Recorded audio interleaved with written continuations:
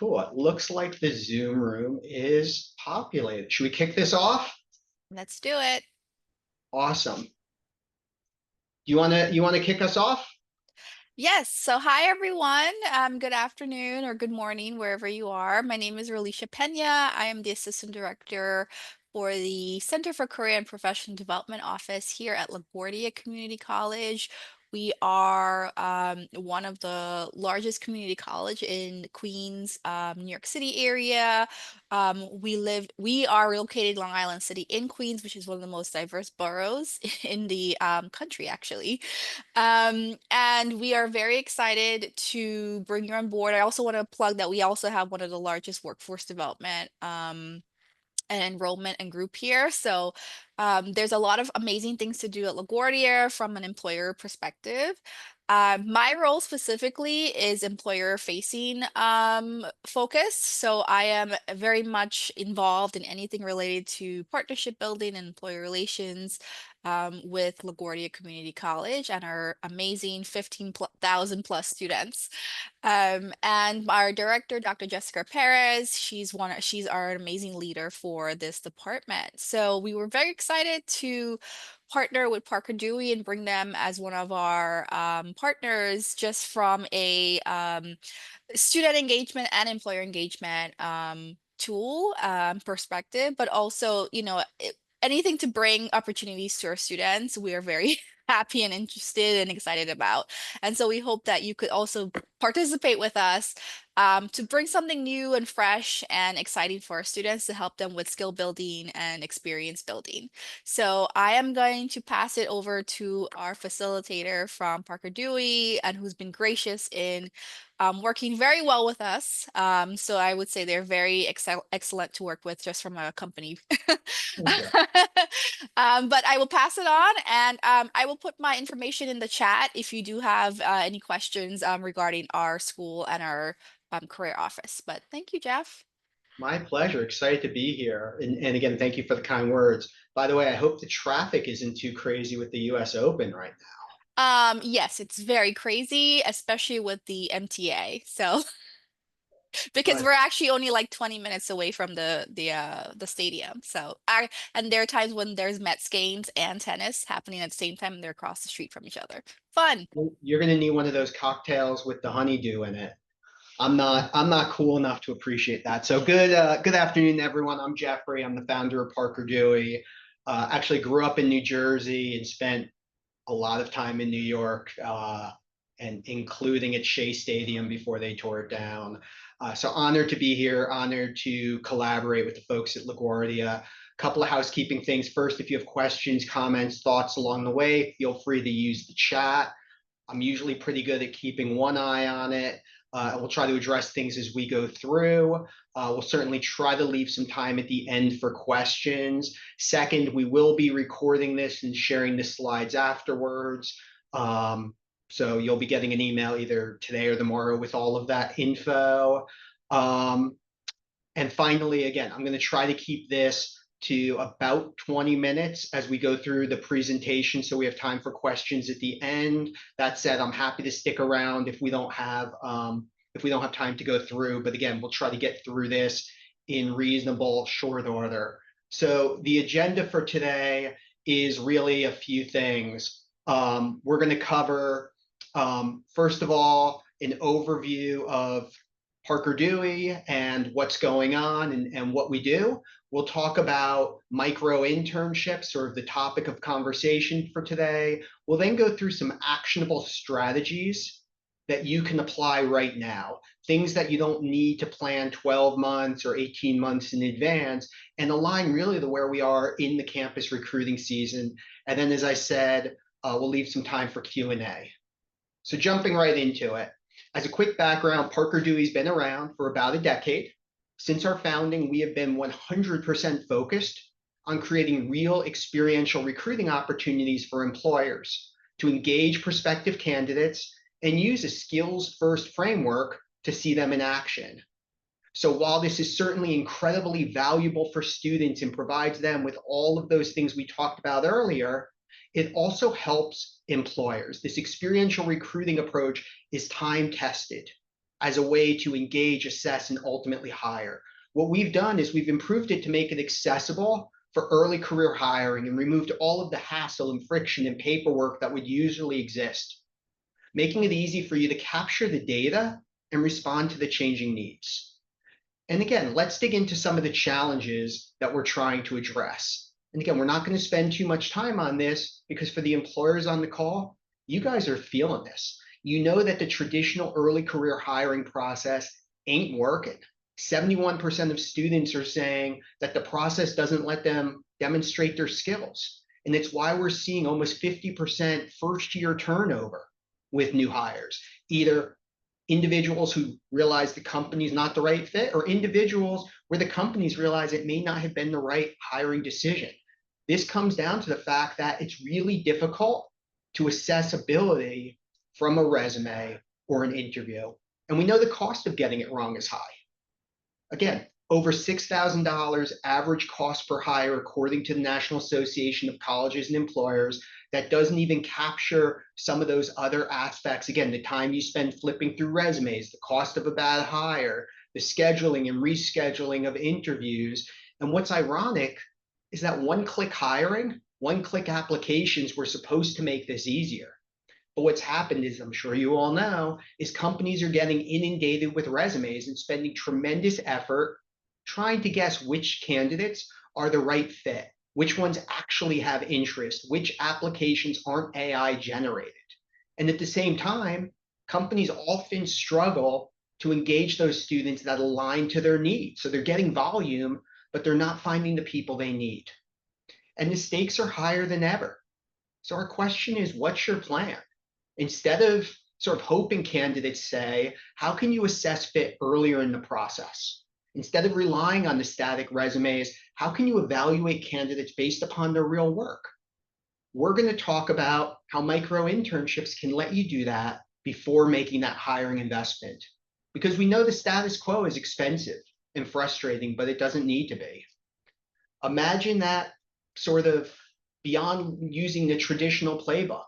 If you could have candidates who are excited before you set foot on campus for the career fair, students who want to come to the info session, even if they never heard of the company before. Companies can reach first and second year students when they're most hungry to explore career paths and industries and roles, or students who are perfect for those last minute requests, students who want to return home, but may attend school elsewhere, or have deep ties to New York, but you're trying to reach them. Again, aligning to your needs. Companies are also seeing data on the job readiness of students based upon key skills, again, communication, problem solving, et cetera, which not only let you assess, but also help you see the amazing work that LaGuardia is doing preparing students and the job readiness. Beyond that, it's insights on the actual interest by the candidates, not again from a single click on sort of a job rec, but from multiple engagement, giving you insights on who's most likely to convert and stay. And it's not just interest, it's actual skills. As we'll talk about, short answer responses that you're able to see give you insights similar to a phone screen, but without having to spend 15 minutes or 30 minutes or whatever amount of time, you can tease out core skills like communication and attention to detail. You're getting real insights on their skills before an interview, not based upon GPA or major, but actual feedback from hiring managers. I mean, look, this all leverages the fact that both employers and new hires know if it's a bad fit within the first week or two. All we've tried to do is get those insights before you make the hiring decision. With skills-based hiring so top of mind for CHRs CHROs and other executives, what we've done is we brought that to the front. This is experiential recruiting. It's the intersection of that type of skills-based hiring and employer branding to help organizations really cut through the noise and reach candidates aligned to their goals and get insights on skills to improve decision-making. Again, not just hire, don't hire decisions, but those earlier stage decisions. Who do we want to interview? Who do we want to offer the phone screen or invite to our info session that don't rely on GPA or major or who has the right connection? And in this economic climate, what it also does is it gives you data, not just to directly support your work, but to also highlight it and showcase it to other parts of the organization, showcasing why early career programs are so valuable and vital to the strategic success. Seeing how it aligns to other initiatives, be it around AI or whatever is the hot topic du jour, and really presenting that data to executives and CFOs and business line leaders or department heads to show them how you help achieve their goal. And the way we do this, the core at the center of this are these micro internships. So if we were together, I'd ask by a show of hands how many people have heard of micro internships before, but since we're not, I'll go through and I'll give you a quick description. And again, I'm not going to go through all of this in detail. We'll share the slides so you can see the nuts and bolts. But the key part is micro internships are really, really short, bite-sized experiences that are both engaging to students, driving them to want to learn about your organization, and keeping them engaged if they have some interest, but also allowing you to quickly see their skills in a way that's not captured from a resume and before you invest the time. These micro internships are what really feeds the platform that I was showing you before. And what's also important is it plugs right into your existing processes without adding to your workload. We've taken all of the paperwork hassle out of the way so both parties can move and learn and be quick. And when the experience is good, we're also able to track the insights so you can continuously improve. Again, we've made it easy.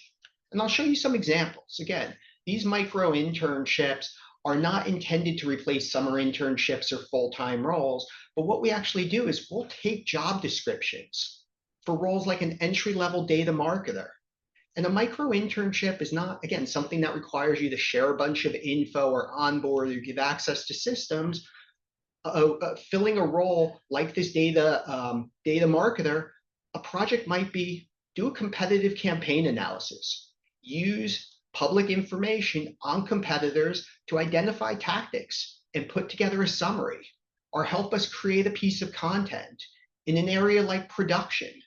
It might be understanding best practices or creating a manual.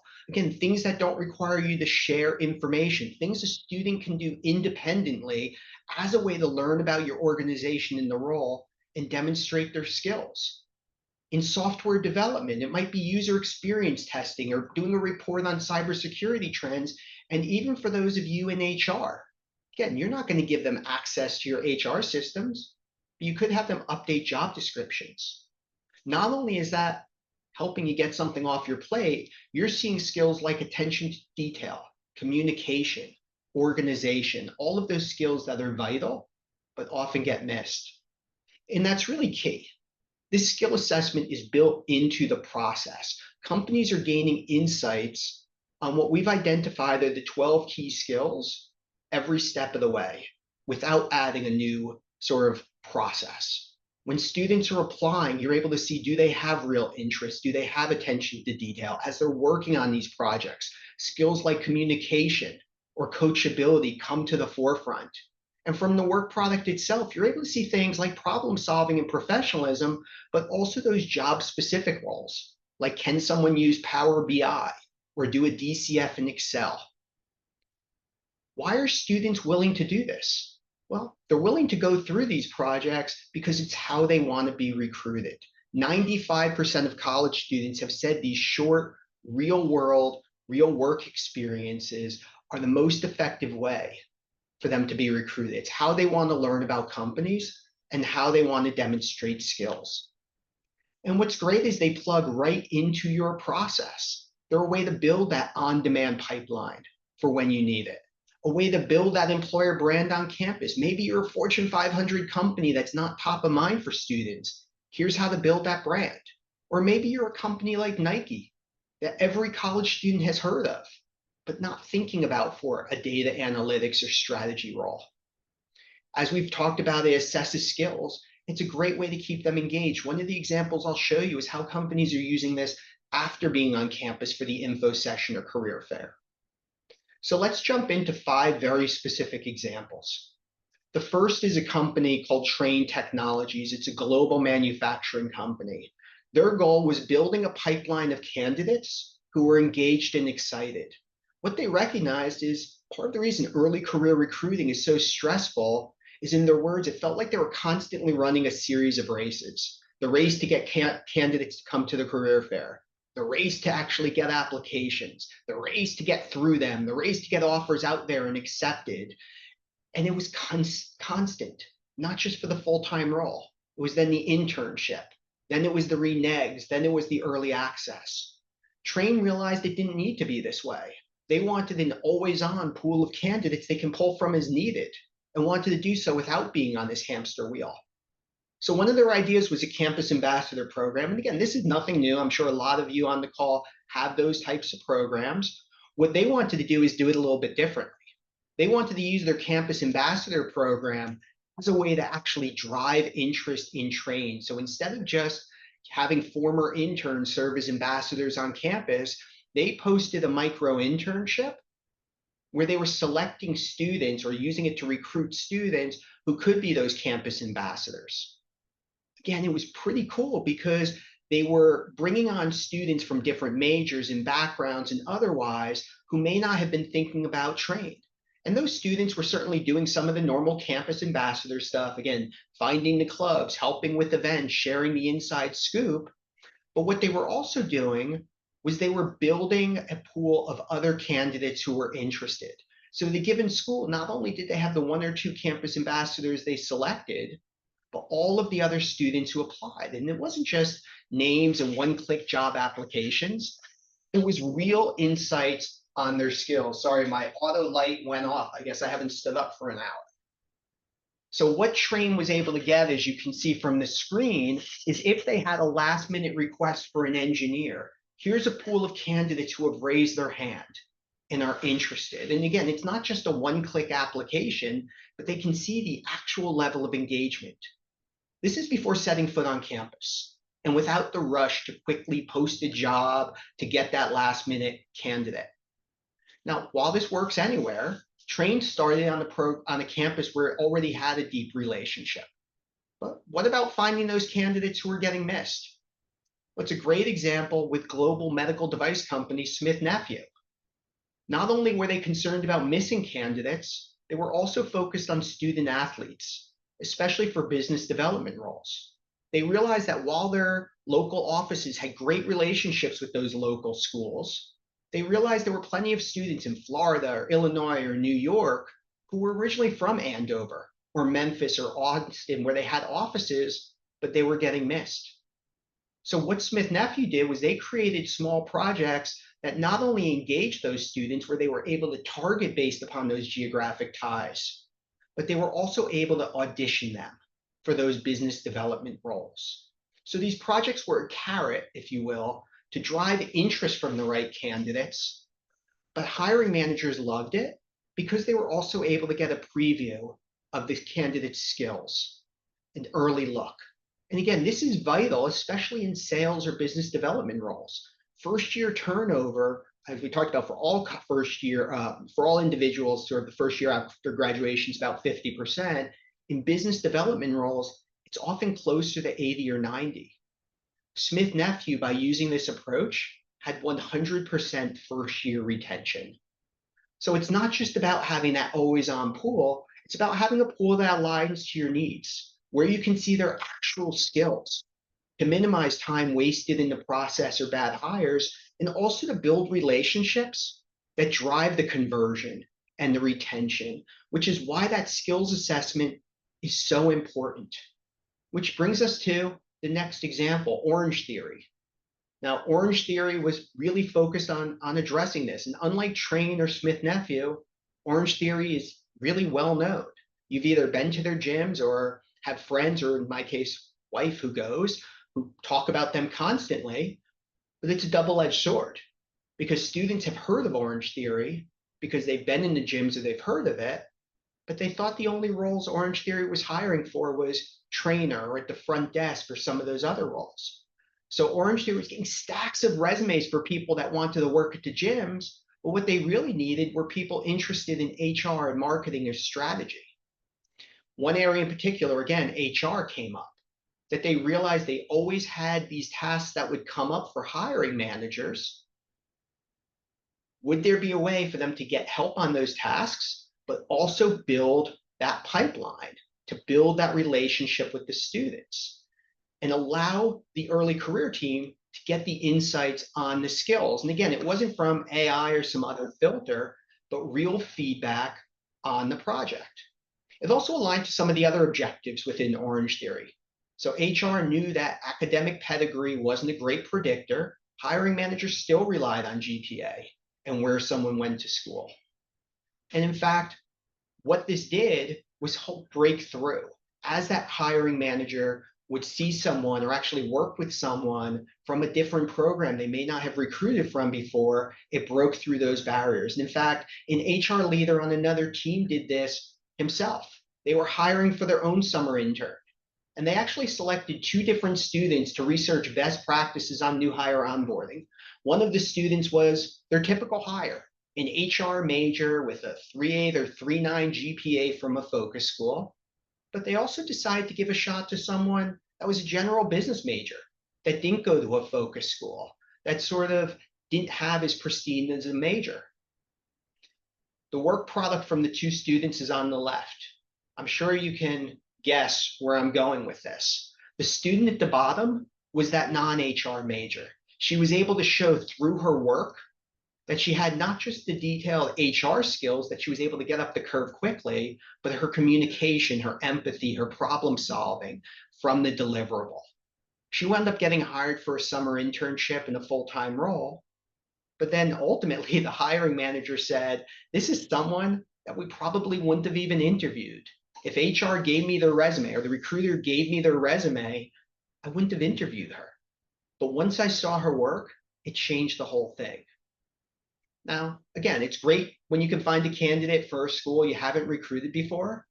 But what about a school like LaGuardia where you already have the great relationship? Well, this is what HCA did.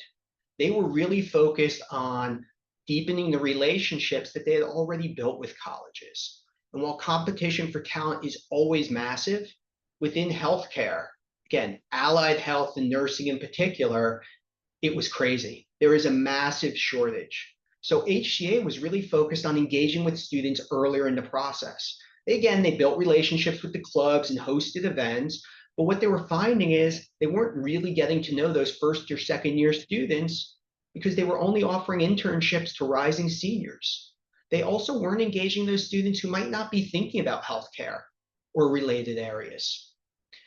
So HCA thought that these micro-internships could be a really effective way to introduce those students to the space and build the relationships with them. And what I love is it was so closely tied to what HCA was already doing on campus. For the student engaging the career fair, they used projects to keep them warm after the event. Maybe it was a first or second year student who wasn't quite qualified yet for the summer internship.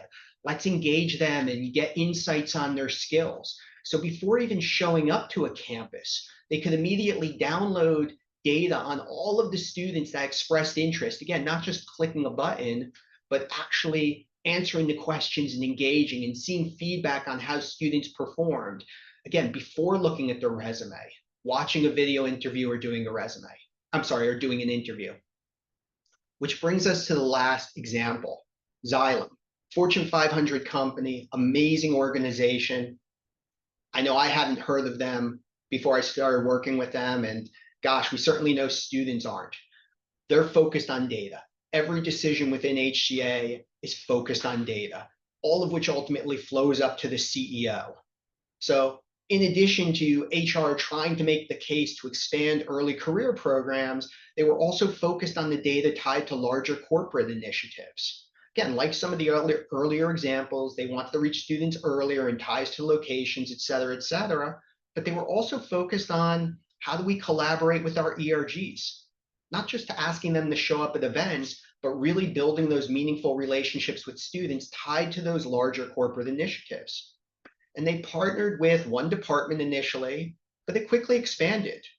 And while forcing it out could have been easy, again, given the executive support and the 70% cost savings, what they found were other departments were coming to HR asking to participate. And we know that doesn't happen often with HR initiatives. So let's look at some of this data. Again, they were able to see data on students with ties to specific locations, whether it's Rockford, Illinois, or Texarkana, or Holland, Michigan. They're also able to see data on the cost, how much they were able to save. One of the other areas was around diversity. Again, it was still very, very top of mind for them. They thought they had an issue. Again, 9.8% of their current employees were African American. Again, public information about that. So their CEO and CHRO were wondering if they needed to do bias training and interviews. And again, certainly a valuable resource, but this data was showing that's actually not the issue. The bigger issue was top of funnel. They weren't engaging enough students. They weren't top of mind. So they were able to use this data to influence their campus recruiting decisions in the future. And again, this wasn't something that required a $100,000 plus investment to see if it works. They were able to do this relatively cost effectively, under $10,000. They were able to get this kind of data and make the case to expand campus recruiting and demonstrate success and make sure future efforts were aligned. And ultimately, this works for employers because it plugs into the process. It lets you engage those students, obviously from LaGuardia, but reach more broadly, because we know LaGuardia students are great, but I don't think again, we all need to find students more broadly. It helps them drive some of those other initiatives around equity. It helped them sort of exceed their expectations. Again, 98% of students who complete micro-internships stay at the company at least a year. Again, we're data people. Not only is it about retention, we're typically hearing anywhere from 40 to 80% cost savings. So as we're approaching the bottom of the hour, how do you get started? Well, again, as you're wrapping up summer internships or as they have wrapped up and you're starting to head back to school, think about ways that you could start the season with students from LaGuardia who are already aligned to your goals and already excited about your opportunities. How you can reach those amazing LaGuardia students that might be getting missed. And to get data on sort of how your programs are performing and deepen the relationship with LaGuardia. And again, we're big fans of this. So happy to answer any questions. Again, we'll take a look at the chat, but feel free to use the chat with any questions. As I said, we'll share the presentation. There's a QR code and link on the slide. We're happy to spend more time digging in and showing you how this all works. And even if you want to shoot a job description for a full-time role or summer internship, we have an entire team here that will craft a micro-internship specifically aligned to that, just so you can see it firsthand. Any questions?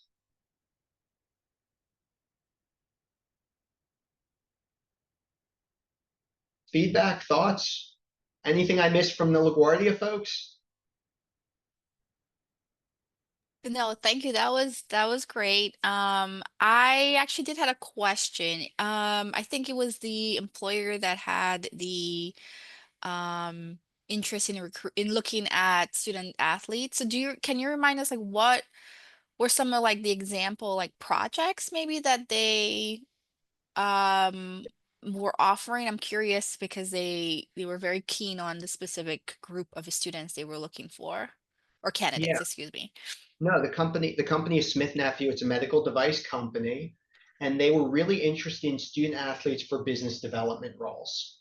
And they were because one of the things they found over time is student athletes often had those skills that that were really key to successful business development or sales professionals. Again, the grit, the coachability, the teamwork and interaction. So the project that they posted was essentially, we want you to take a Smith Nephew product, pick one from our website. We want you to identify 3 organizations that you think would be good customers for that product. And then what we want you to do is create a 5-page slide presentation on how you would pitch that product. That was the project. It wasn't, they weren't looking for perfection. They knew the student wasn't trained. They knew they weren't on board or anything else. What they were interested in was how effectively the student can take imperfect information and limited information about the prospect, take information and understand what Smith Nephew was sharing about the product, on their website and ultimately create a compelling sort of case to pitch it. And that was literally what they used. And what was one of the really interesting things we heard from those student athletes was, I didn't really think about roles in sales. I wasn't thinking about, maybe I was a communications major or somewhere in business or English or recreational science or anything. But gosh, I'm really good at this. My skills on the field or on the court or in the pool have helped me sort of learn how to take information and learn from it and everything else. And they were able to demonstrate that firsthand. But there were also students who, through that project, realized sales may not have been the right fit. And that's a great outcome as well. It's a great outcome, not just for the company because it avoids a bad hire, but for the student. Because we don't want students pursuing careers where they realize 6 months in, or 3 months in, or 2 weeks in, that they picked the wrong path. So by helping those students do that exploration, it not only helps the students, but helps the employers as well. Did that answer your question? Yes, I also wanted to put in a plug that our students, specifically for our community college population, right? They're very busy.